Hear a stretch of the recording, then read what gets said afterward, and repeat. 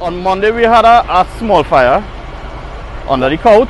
Tell us what happened. We managed to out it. Fire just light under the couch. We had no way it could have light from. We out it. On Tuesday, the whole downstairs caught a fire. When it caught a fire, they managed to contain the fire. The mustard ran out and they get the neighbors. The neighbors came with the fire extinguishers and they out the fire. They managed to get it under control. They still wasn't able to distinguish how the fire started.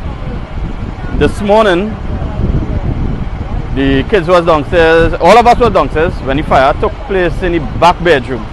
By the time we noticed and we went up with the fire extinguishers, it had no way we could have out it.